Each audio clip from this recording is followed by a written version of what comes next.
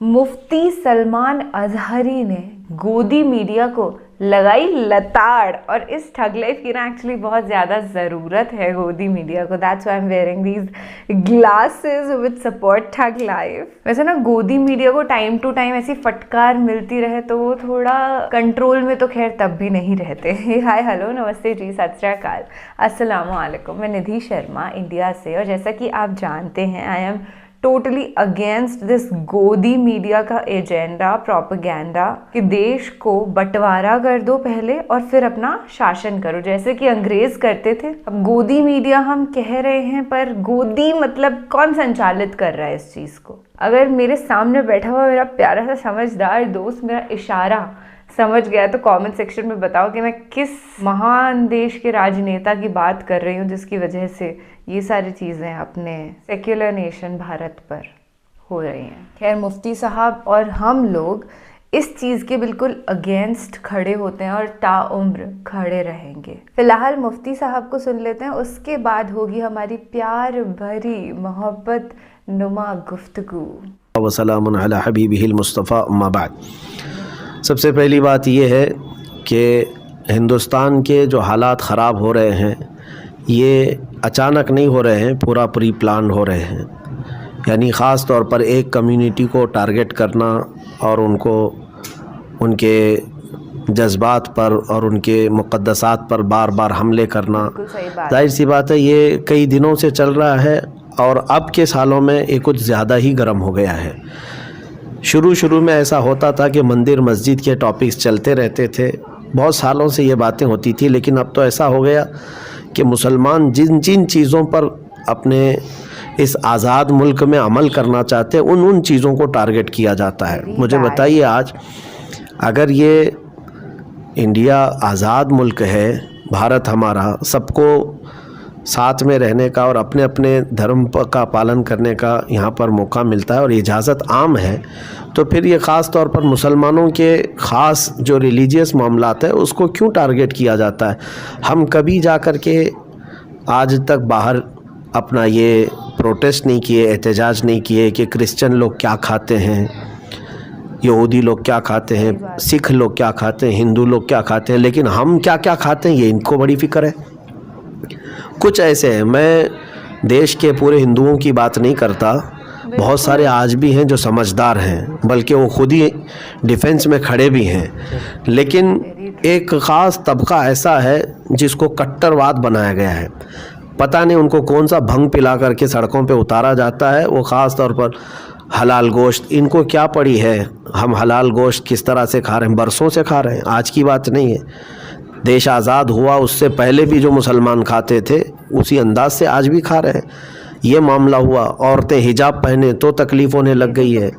भाई जब पहनने की आज़ादी है, आप कुछ भी पहन करके बाहर आओ, हम किसी को सवाल नहीं करते, पूछते नहीं हैं। यहाँ तो नंगे भी घूम रहे हैं, लेकिन अगर हमारी औरतें हमारी बच्चियाँ हिजाब पहनती हैं तो उस पर इनको आपत्ति क्यों है, तकलीफ़ क्यों है? इसका मतलब ये है कि इतने कठोर दिल हो गए हैं, इतने तंग दिल हो गए हैं कि ये बर्दाश्त किसी चीज़ को करने का इनके अंदर मादा है नहीं, जिसको टॉलरेंस कहा जाता है वो है ही नहीं इनके अंदर। एक होता है चीज़ों को बर्दाश्त करना, तहम्मुल। कभी कभार ऐसा होता है कि मेरी मर्ज़ी की चीज़ें नहीं होती हैं, लेकिन मैं अपनी मर्ज़ी सब पर थोपना नहीं चाहता कि जो चीज़ मेरी पसंद की वो अगर मिल रही है तो ठीक है, लेकिन दूसरे को आज़ादी है वो अपनी पसंद का जो करना चाहे करे। उसके अलावा अब जो आपने सवाल किया है अज़ानों के मसले को लेकर, देखिए अज़ानों के मसले को लेकर के अगर खालिस ये जो नॉइज़ पॉल्यूशन की बात की जा रही है तो मैं कहता हूँ ठीक है, उस हद तक जो बचता है सबको बंद करना होगा। ठीक है, हम भी उसके हित में हैं, हम उसकी हिमायत करेंगे कि बहुत ज़्यादा बड़े शोर से आवाज़ करने की ज़रूरत नहीं है, ठीक है, लेकिन मसला यहाँ पर नॉइज़ पॉल्यूशन का नहीं है, बाज़ाब्ता एक कम्युनिटी को टारगेट करना और अज़ान ही इनको खलने लगी है। और उसमें फिर अज़ान के अल्फाज, उसमें क्या बोला जा रहा है क्या नहीं बोला जा रहा है, ये इस डिबेट में क्यों आ गया? ये जितने आतंकी मीडिया हैं, गोदी मोदी मीडिया, सब यही तो डिबेट करवा रहे हैं कि अज़ान के ये अल्फाज, अज़ान के वो अल्फाज। भाई तुम नॉइज़ पॉल्यूशन से आकर के कहाँ अटक गए हो? और रही बात, अब इसी से समझ में आ रहा है कि इनको मसला लाउड स्पीकर का नहीं है कि इसके ख़िलाफ़ अगर कोई ये कहता है कि अगर तुम लोग अज़ान लाउड स्पीकर पर बजाओगे तो हम मस्जिदों के बाहर हनुमान चालीसा करेंगे। और ये जितने कागज़ी शेर हैं, ये कपड़े के शेर हैं जो इस तरह के भोंकते हैं, और इनका मौसम मौसम में शेर बनने का शौक़ होता है और बदलते भी रहते हैं। अब मैं आपको बताऊं, जिन लोगों ने भी कहा और जिसको भी इस तरह की तकलीफ़ है अज़ान से, मैं दावत देता हूँ, आ जाओ भाई हमारी मस्जिदों के बाहर हनुमान चालीसा तुम्हें करना है, आओ करो। 5 वक्त आओ, 5 वक्त हमारी अज़ान होगी, तुम बाहर आकर के जो करना है करते रहो। लेकिन एक बात मैं कहूँगा, इंशाअल्लाह ये जो बजाने वाले चंद दिन तक अज़ान सुनेंगे तो वो भी अल्लाहु अकबर ही कहेंगे इंशाअल्लाह। इंशाअल्लाह अज़ान में वो तासीर है कि पागल सही हो जाते हैं, जिन्नात भाग जाते हैं, शैतान भाग जाता है। तो ये भी जो शैतान अभी इनके अंदर हरकत कर रहा है, चंद दिन आने दो, 40 दिन आने दो। हाँ, मैं इस चीज़ को नहीं रोकूंगा, आपको मस्जिद के बाहर आकर के जैसा करना है, लेकिन साथ में अज़ान भी सुन करके जाओ। 5 वक्त आने दो, देखते हैं कितनी पाबंदी से आएंगे। फजर के टाइम पे, ज़ोहर के टाइम पे, असर के टाइम पे, मगरिब के टाइम पे, इशा के टाइम पे। इस्लाम के मुतालिक ये बात मैं बता दूं, ये शहादत गहे उल्फत में है कदम रखना। लोग आसान समझते हैं मुसलमान होना, हाँ इतना आसान भी नहीं है कि तुम आज जो है लोगों को भड़काने के लिए और राजनीति करने के लिए ये सब मुद्दों को उठा रहे हो। पाबंदी करना ये एक अलग कमाल की बात है। अल्हम्दुलिल्लाह मैंने इतने दिनों में आज भी बहुत सारे हिंदुओं से ये बात सुनी है, बड़े बड़े उनके पंडित भी हैं, वो भी कहते हैं हम बचपन से हमारे मस्जिद के करीब रहते हैं, अज़ानों को हम बचपन से सुनते आ रहे हैं।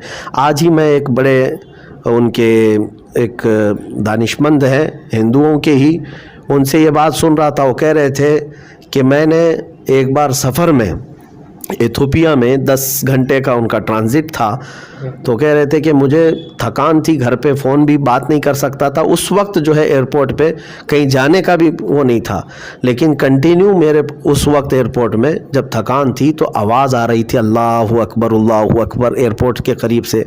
वो कहते हैं कि पूरी दुनिया के मुसलमान शायद उस अज़ान से उतना प्रभावित ना होते होंगे, उतना उनको सुकून ना मिला होगा जितना मुझे सुकून मिला था मेरे। तो वो ये बात कौन कह रहा है? एक गैर मुस्लिम है। ऐसा नहीं है कि इन लोगों को पसंद नहीं। भाई आपके भजन बजते हैं, हिंदुओं के भजन होते हैं, और उसके अलावा गुरुद्वारे में जो है वो लोग अपने हाँ संगीत गाते हैं। इसके अलावा क्रिश्चियन लोग भी अपने चर्च में जो भी उनका हफ्तावारी होता है, लेकिन किसी ने आज तक एक दूसरे पर इस तरह इस आवाज़ को लेकर के वो नहीं किया। हिंदुस्तान में तो ये सब चीज़ें चली रही थी, लेकिन अब कुल मिलाकर के ये समझ में आया कि ये जितने संघी हैं इनका दिल जो है चूंटी के दिल से भी छोटा है कि किसी को बर्दाश्त नहीं कर पाते।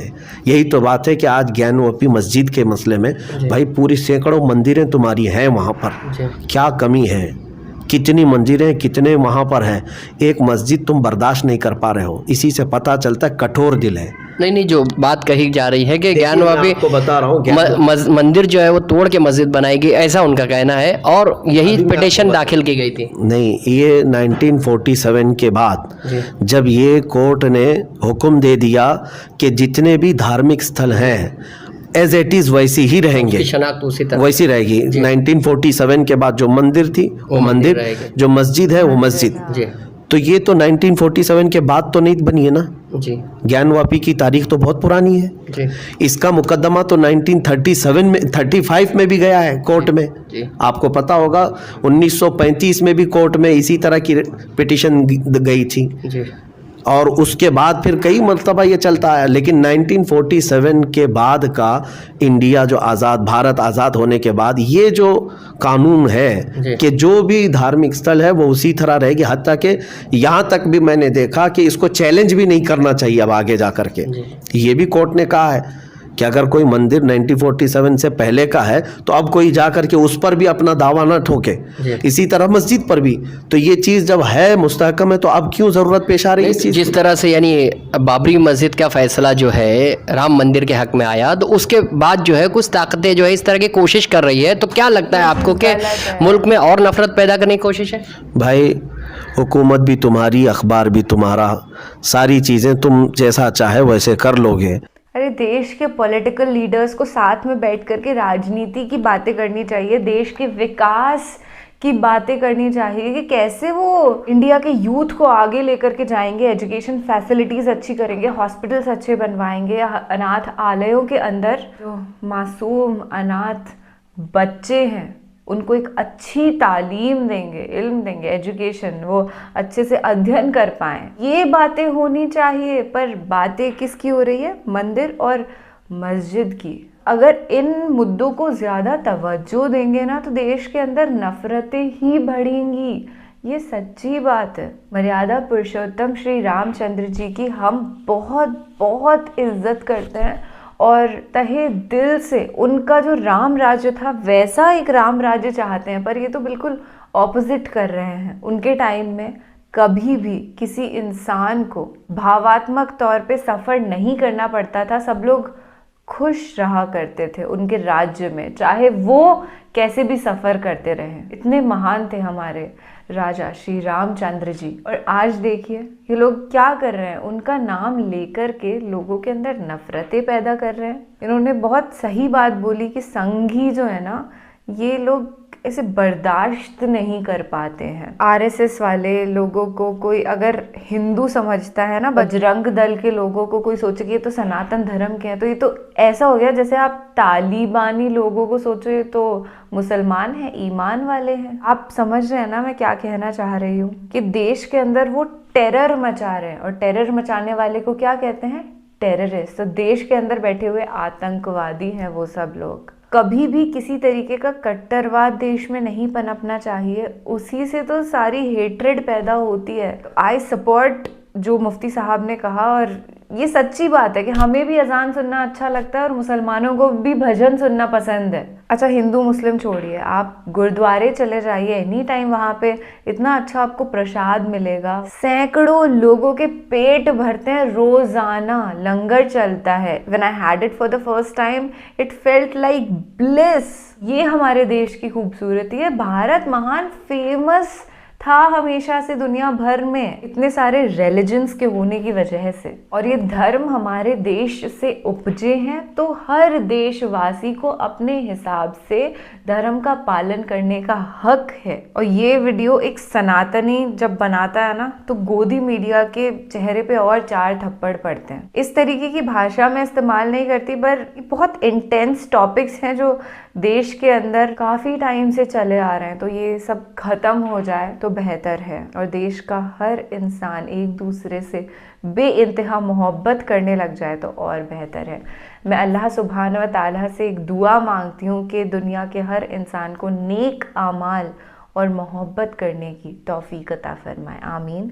आप भी लिख दीजिए सुम्मा आमीन। चलिए आज के लिए बस इतना ही। अपना और अपने पूरे परिवार का ख्याल रखिएगा। मैं ऐसे मुफ्ती साहब के वीडियोस के साथ आती रहूँगी। आज तक मैंने 4 से 5 वीडियोस इनके देखे हैं और अभी तक इन्होंने कोई भी गलत बात नहीं करी है जैसे मैं सपोर्ट ना कर सकूं, तो आई सपोर्ट है दिल से। चलिए महफूज रहिएगा, स्टे सेफ, सबसे ज़्यादा ज़रूरी है आप जैसे अनमोल प्यार करने वाले लोगों के लिए। अल्लाह हाफिज़।